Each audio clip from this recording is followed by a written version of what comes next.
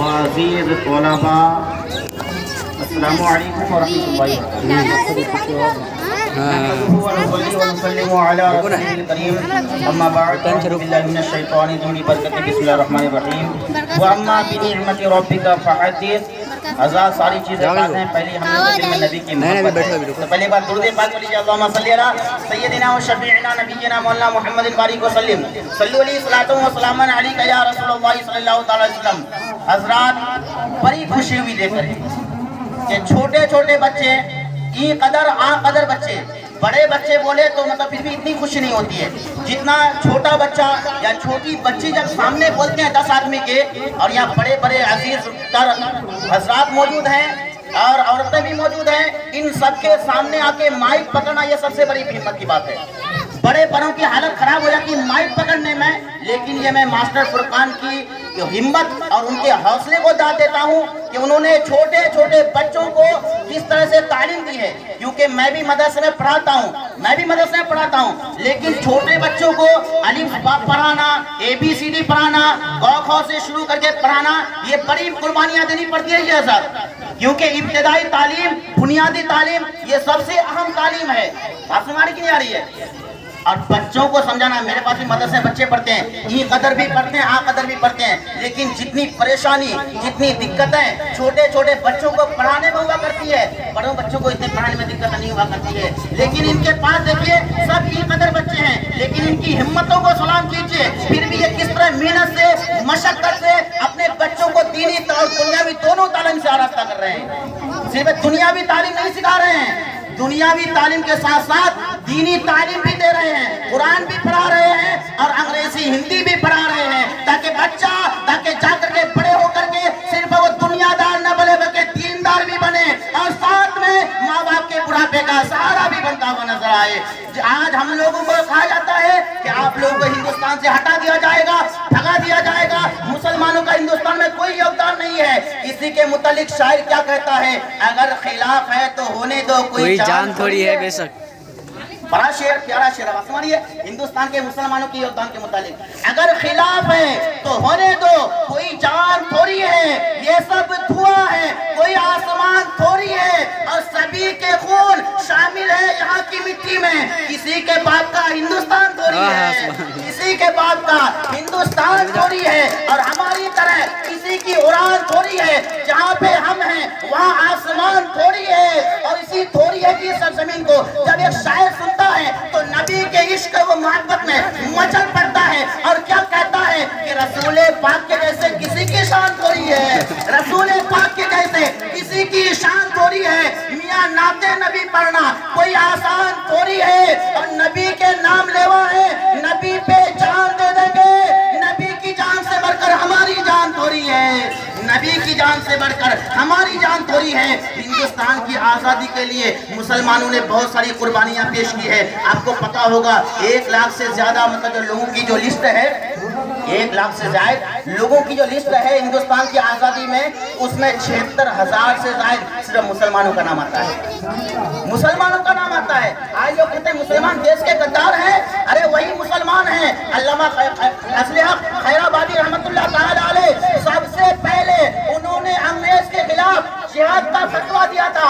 جب علامہ فضل خیرآبادی رحمت اللہ تعالی علیہ کو میں سلام پیش کرتا ہوں، اللہ ان کو جنت نصیب فرمائے، انہوں نے جو یہ جنگ انگریز کے خلاف، آج کا جو ہم لوگ خوشی منا رہے ہیں کیونکہ انگریزوں سے ہمیں آزادی ملی ہے، ان کی غلامی سے ہم اور آپ کو آزادی ملی ہے، جس کی وجہ سے ہم اور آپ 15 اگست مناتے ہیں، 15 اگست مناتے ہیں۔ تو علامہ فضل خیرآبادی رحمت اللہ تعالی علیہ نے سب سے پہلے انگریز کے خلاف جب جنگ کا فتویٰ دیا تھا، تو پتہ ہے یعنی دلی کی جامع مسجد میں جب آپ جمعہ کے دن تقریر فرما رہے تھے تو صرف مسلمان ہی نہیں بلکہ ہندو بھی، غیر مسلم بھی، سب کے سب دیکھنے آئے تھے۔ دیکھو اس عزیز تر انسان کو جنہوں نے انگریز کے خلاف سب سے پہلے زبان گوئی کی ہے، قوت گویائی ان کے اندر ہے، ہمت ہے، تو پتہ چلا ہندوستان کے لیے جتنی ہم قربانیاں پیش کی ہیں اتنی کسی نے قربانی پیش نہیں کی ہے۔ مسلمانوں نے اپنا خون अपने जिगर से इस हिंदुस्तान को सींचा है, अपनी कुर्बानियां पेश की है।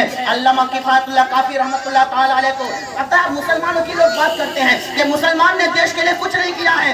अल्लामा किफायतुल्लाह काफी रहमतुल्लाह ताला अलैह जब अंग्रेज के खिलाफ आपने भी फतवा दिया था, तो पता है अंग्रेज आपको बीच चौराहे में लेकर के आया था और फांसी के फंदे पे चढ़ाया। ये मुसलमान ही तो है। अल्लामा किफायतुल्लाह काफी रहमतुल्लाह ताला अलैह को अंग्रेज बीच चौराहे पे लाया था और ला करके उनको फांसी पे फंदे पे चढ़ाया था। फांसी के फंदे पे चढ़ाने से पहले आपसे पूछा गया था आखिरी ख्वाहिश क्या है, अंग्रेज के खिलाफ आसमानी की नहीं है, आज जो दिन है इसी के मुतालिक मैं बयान कर रहा हूँ।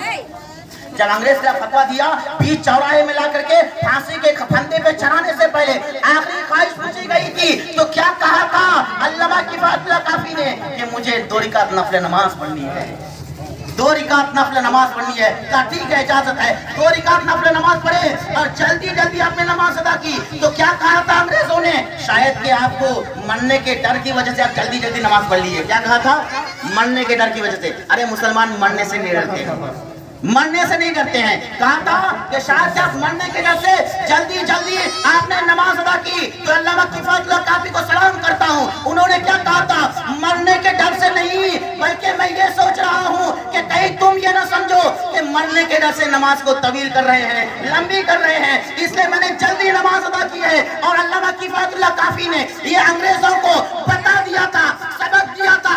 आखिरी सांस के वक्त जब फांसी का फंदा आगे सामने है, जब लिखते हैं तो क्या अशार लिखते हैं, कहते कोई गुल बाकी रहेगा न चमन रह जाएगा। बोले सुभान अल्लाह, सुभान अल्लाह। कोई गुल बाकी रहेगा न चमन रह जाएगा, पर रसूलुल्लाह का दीने हसन रह जाएगा। और अतलसो कम ख्वाब की पोशाक पे नाजा न हो, इस तने पे जान पे खाकी कफन रह जाएगा, इस तने पे जान पे खाकी कफन रह जाएगा। और हम सफीरो बाग में है, कोई गुल की चहचहे बुलबुले उड़ जाएगी, सोना चमन रह जाएगा। और फरमाते हैं कि जो पढ़ेगा साहिबे लौला के ऊपर दुरूद, आग से महफूज उसका तन बदन रह जाएगा। और आखिर में फरमाते हैं, क्या ही फरमाते हैं, सब फना हो जाएंगे काफी वो लेकिन हश्र तक, सब फना हो जाएंगे काफी वो लेकिन हश्र तक, नाम हजरत का ज़बानों पर शीरीं सुखन रह जाएगा, नाम हजरत का ज़बानों। हजरत, तो आपने देखा ये बच्चों की बारात जब निकली थी बड़ी खुशी हुई। बासवानी, आज तक हम लोग ने बारात देखे बड़े बड़ों की, लेकिन ये बच्चों की बारात, ये इस बात की कितनी मेहनत का नतीजा। छोटे छोटे बच्चे जब बारात निकले थे तो मुझे अफगानिस्तान के बात याद आ गई। पता है अफगानिस्तान से जब आदमी हिंदुस्तान आया था, उन्होंने आके क्या कहा था, क्या कहा था, भूख लगी। अफगानिस्तान से आया हिंदुस्तान, भूख लगी, तो भूख लगने के बाद उन्होंने क्या किया, मिठाई की दुकान पे गया, कहा ये कौन सी मिठाई है, कहा ये रसगुल्ला, कहा ये कौन सी है, कहा ये चमचम, कहा ये बर्फी, यानी सारी मिठाई का नाम बताते गया। दुकानदार बताते गया तो वो कहने लगा ये कौन सी है, कहा ये खाजा है, खाजा मिठाई का नाम है कि नहीं। तो अफगानिस्तान का आदमी था, जब खाजा था तो वो खाने लग गया। ऐसा तो नहीं, तो क्या किया, खाने लग गया। भूख की शिद्दत थी, पेट भर के खाया। मैं ऐसे बातें क्यों कर रहा हूँ, बच्चों की बारात को लेकर के, बच्चों के जो शहर थे, बड़ा अच्छा लगा, बड़ा अच्छा लगा। बात हमारी की है, तो क्या कहा कि खा जा, तो उस मिठाई खाने लगे, खाजा मिठाई खाने लगे, पेट भर करके खाए। जब पेट भर गया, पानी पिए और हाथ धो के निकल पड़े, तो दुकानदार ने कहा कि जनाब पैसे तो देके जाइए, पैसे तो देके जाइए। आपने कहा खाजा, तो मैंने खा गया, इसमें पैसे की क्या बात है। क्या कहा आपने, कहा खा जा तो मैं खा गया, इसमें पैसे की क्या बात है। कहा नहीं, इसकी पैसे की कीमत, इसकी कीमत देनी पड़ेगी, क्योंकि इस मिठाई का नाम ही खाजा है। कहा आपने खाने बोला, मैंने खा लिया, मेरा कोई पैसा नहीं है। मुकद्दमा लेके गया काजी के पास, काजी ने कहा ठीक है, उसकी सजा ये होगी कि उसको दराज गोश, यानी उसको गधे पे बैठाया जाए और पीछे बच्चों की बारात, यही बच्चों की बारात। क्या कहा था, दराज गोश यानी गधे पे उसको बैठाया जाए, उसकी सजा क्या होगी, और पीछे छोटे छोटे बच्चों की बारात हो, यही उसकी सजा होगी। और हिंदुस्तान में सबसे बड़ी सजा मानी जाती है, बात समझ की नहीं आ रही है। जब सजा दे दी गई, जब वो दोबारा फिर गया अफगानिस्तान, तो लोगों ने पूछा हिंदुस्तान कैसा है, हिंदुस्तान कैसा है। कहा हिंदुस्तान बड़ा अच्छा शहर है, लोग बड़ी मोहब्बत से पेश आए। क्या कैसी मोहब्बत से पेश आए, कहा मिठाई भी मुफ्तस। क्या कहा, मिठाई भी मुफ्तस, यानी मिठाई भी फ्री में मिल रही है, और ऊपर से सवारी है दराज गोश मुफ्तस, और गधे की सवारी भी फ्री में, और ऊपर से तिफले बारात के तिफला मुफ्तस, और बच्चों की बारात भी फ्री में। وہاں پہ یہ عظیم لوگوں کو گدھے پہ بیٹھایا جاتا ہے اور بچوں کی برات پیچھے یہ عظیم لوگوں کے لیے اس کی مبارکبادی کے لیے یہ انتظام کرتے ہیں. لیکن ہندوستان کی یہ سزا ہے. لیکن جب ہندوستان والے نے یہ کیا اسے بڑی خوشی ہوئی تھی بچوں کی برات دے کر کے. اور یہی بچے جب ابھی نکلے تھے ادھر نکلے تھے تو بڑا دل خوش ہوا. جب ادھر نکلے تو چھوٹے چھوٹے بچے جب لائن پکڑ کے جا رہے تھے تو یہ بتا رہے تھے کہ ہم ہندوستان کے غدار نہیں ہیں بلکہ ہندوستان کے وفادار ہیں. اور وفاداری کا ثبوت کیا کہتے ہو؟ ہزاروں مسلمان نے، ہزاروں علماء نے، ہزاروں حفاظ نے اپنی قربانیاں پیش کر دی، اپنے سروں کو کٹوا دیا اس ہندوستان کی محبت کے لیے. اگر ضرورت پڑے گی تو یہ بچے بتا رہے تھے اگر ضرورت پڑے گی تو ہم بھی اپنی بھی قربانی پیش کرا دیں گے. یہ بچے یہ بھی بتا رہے تھے ضرورت پڑے گی تو ہم اپنی بھی قربانی دے دیں گے لیکن ہندوستان سے یہ محبت نہیں چھوڑیں گے. کیونکہ ہندوستان میں ہم تو اتنی محبت کرتے ہیں کہ جیتے بھی ہم ہندوستان میں، مریں گے بھی تو ہماری قبریں بھی ہندوستان میں رہیں گی.